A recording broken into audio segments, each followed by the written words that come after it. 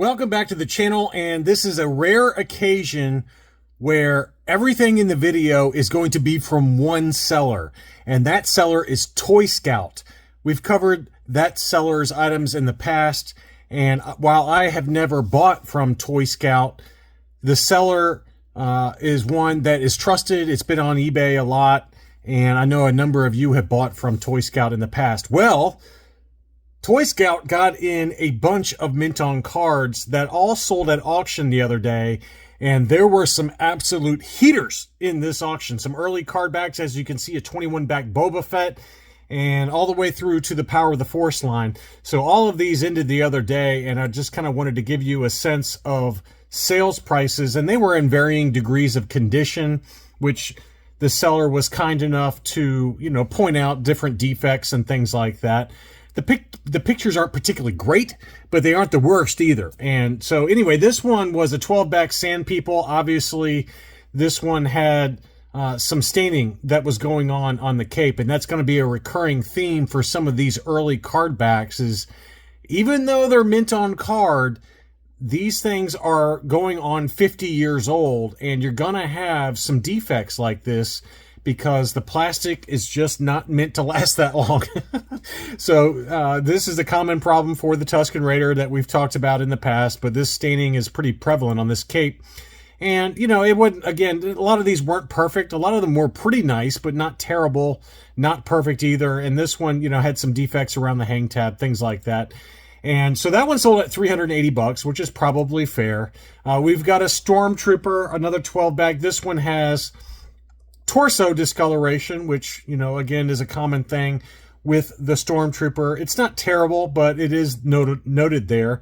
And, this, because of the torso discoloration, and because what looks like the blister is starting to pull away on the right-hand side. You can see there it's got some gapping going on. So probably starting to fail.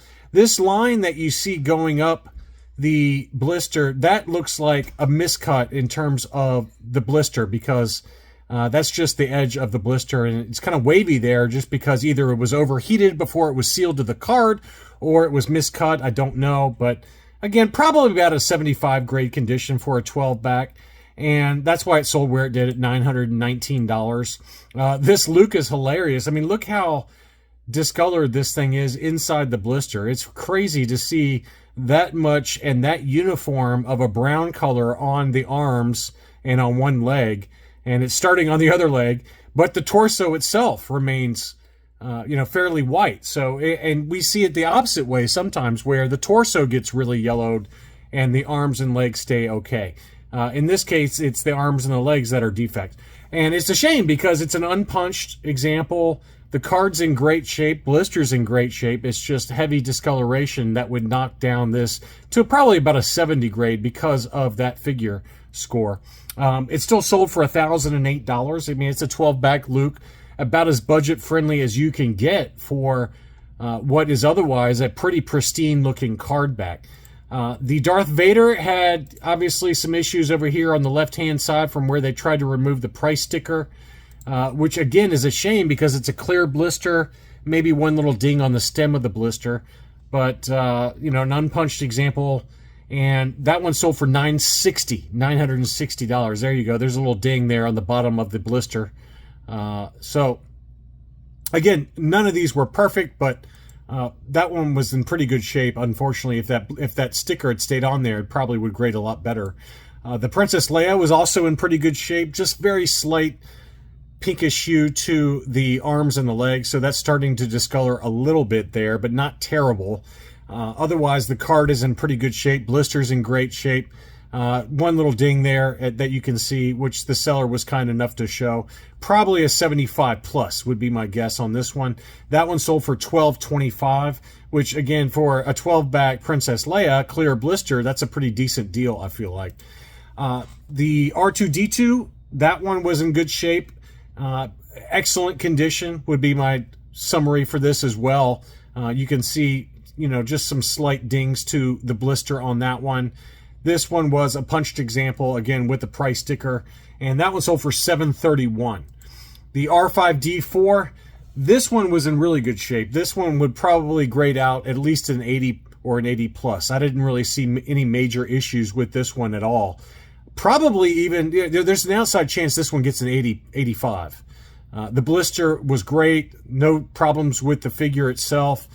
Good chance at an 80 plus or an 85 grade for that one. And that one sold at $685, which is not a bad deal for a 20 back R5D4. I feel like most 20 backs in high grade tend to go for pretty big money, much higher than even 21 backs offer lists go for.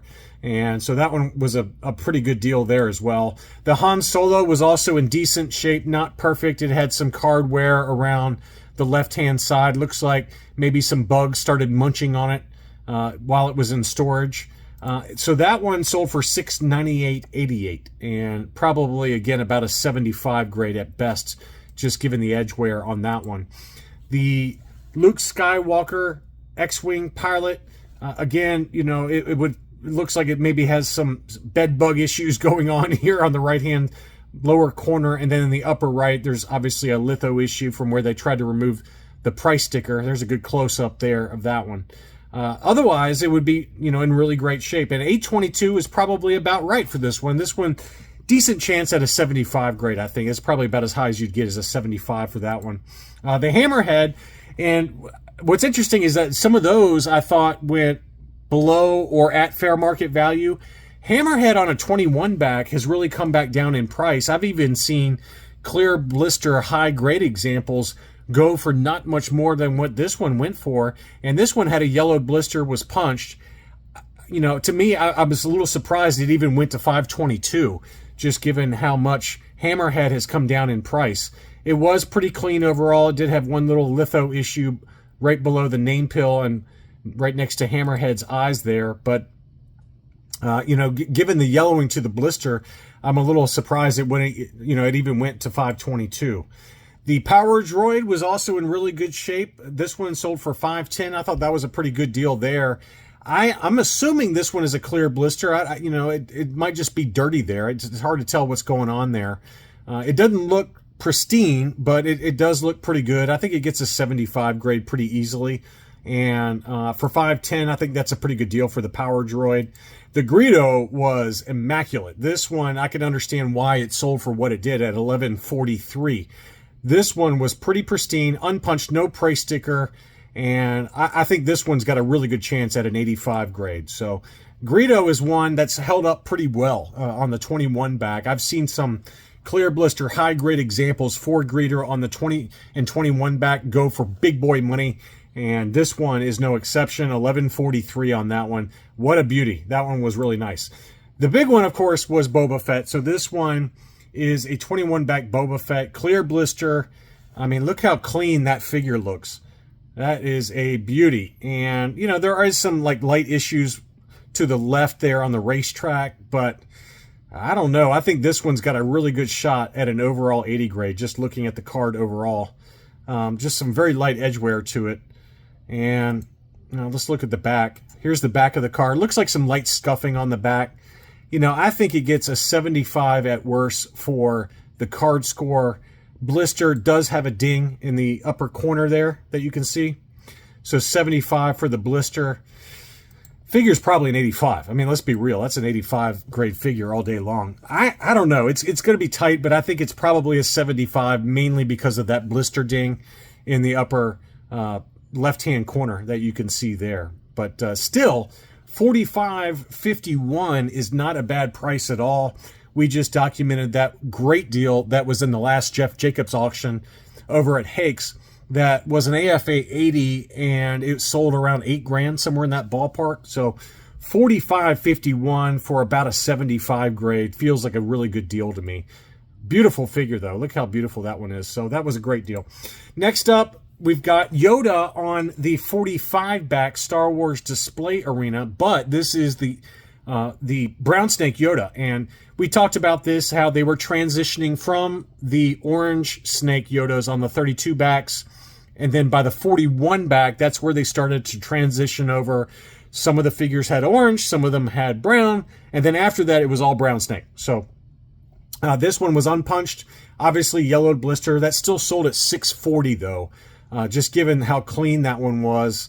You know, this is a yellowed 80 would be my guess, maybe a 75 plus with the wear around the hang tab, but that one was pretty nice. So it was a very nice example. Here was a clear blister Bespin security guard, 47 back, 4-lime offer, punched example, just some minor edge wear here and there to it. 128.50 feels like a good deal. The Ugnaught had slight yellowing to the blister. That one sold for 170. Again, about right for, you know, a secondary character. The 21B Medical Droid is always popular among collectors and does tend to command a premium, even with examples like this where there's a slightly yellow blister. I do find that the 21B Medical Droid on the 47 back is not easy to find. That one doesn't pop up very much. Looks like there's some card wear on the left-hand side. This is probably a 75 grade at best, 75 plus, somewhere in that ballpark. And that one sold for $370. I think if that had been clear blister and everything else was exactly the same, it probably touches $450 to $500 pretty easily. Bossk on the 47 bag, that's one we talk about all the time. This one almost always yellows, almost always. And so when this one shows up, even yellowed, it does get a pretty good price. I think this price was actually great. This was a really good deal at $371. Again, it wasn't perfect. The blaster had come loose from the tape inside, which he was kind enough to show, but it was unpunched, no price sticker, probably grades out at an 80 pretty easily, and $371 feels really fair there. I think in the very first January Hakes Jeff Jacobs Part 1 auction, there was an AFA 85 for Bossk on this card back, clear blister, and that one sold into the 4 figures, which doesn't surprise me whatsoever, just given how tough it is to find that one clear blister. Next up was an FX7 Medical Droid. This one is the 48 back C. And we just talked about in a recent video a CAS 80 Plus for this character on the 48 back B. And that one sold for $500, already graded. This one is the 48C in pretty similar condition, probably an 80 or an 80 plus, probably an 80, mainly because of the wear around the hang tab there. That's probably enough to knock it down to an 80 grade, but 301, pretty good deal there. Now, it is slightly yellowing on the blister. Let's point that out too. So it wasn't perfect. Very light veins on the back, which would not hurt you too bad on the grading department. But, again, I'm not saying all of these need to be graded. I'm just trying to give you an idea of condition and why they sell for what they do. You could even make an argument that given that clear blister one that was a 48 back B, CAS 80 plus, and it was unpunched too, I think. Don't quote me, but I think it was unpunched. That one sold for $500 shipped. This one sold for $301 with yellowing to the blister. So that really shows you how good of a deal that graded clear blister example was relative to even this one that was ungraded in probably slightly worse condition. And that one sold at $301. Next up, we've got a Lando Calrissian. This is a 65 back C with the Anakin offer. It also does have an SKU sticker in the upper left-hand corner. For those of you wondering what that sticker is, when Kenner was switching over to new SKU numbers, they already had stuff printed and manufactured, and so they just slapped these stickers on the old SKUs for inventory purposes. So you see those a lot on 65 backs. That's when they were doing a lot of those, new SKU changes. So it's called a running SKU sticker is what I call it anyway. But this was a pretty decent example. Light edge wear at the bottom corner. Not perfect by any means, and $98 is a great deal. That's a really good deal for, a nice budget-friendly example. Some Power of the Force. We've got Barada unpunched in pretty good shape for $330. That's a figure that's come down in price, as Luke Skywalker in his battle poncho. This was an unpunched example, no price sticker. Looks like a little bit of pull, probably sticker pull is what that was. There was a sticker on there that they very safely pulled off, but it did cause some kind of bubbling on the card back. $436 is probably about right for an 80 grade, maybe 75 plus with that edge wear in the lower corner. And General Lando, again on an unpunched card, that one sold for $336. A lot of the Power of the Force have really come down in price, even in decent to high grade, 75 to 80 grade. They've really come back down in price. So bid accordingly when you're looking at these kinds of examples. A-Wing pallet, this one sold for $405. This one was in better shape than some of the others. Probably an overall 80 grade pretty easily. So $405 makes sense on that one. And then finally, Warwick on the Power of the Force card. That one sold for $305. So again, Power of the Force, last 17 figures, fairly common ones anyway, have really come back down to earth. That's been kind of a running trend that I've noticed over the last few months. I hope that this information is helpful. All of these, again, sold from Toy Scout. I've never bought from them. Toy Scout, they've got multiple accounts depending on where the inventory is. They've got a couple of different locations throughout the U.S., but, they've got 41,000 sales on eBay, so they're a pretty trusted seller. I hope you enjoyed this look at recent sales. Thank you, as always, for watching, and I'll be back soon.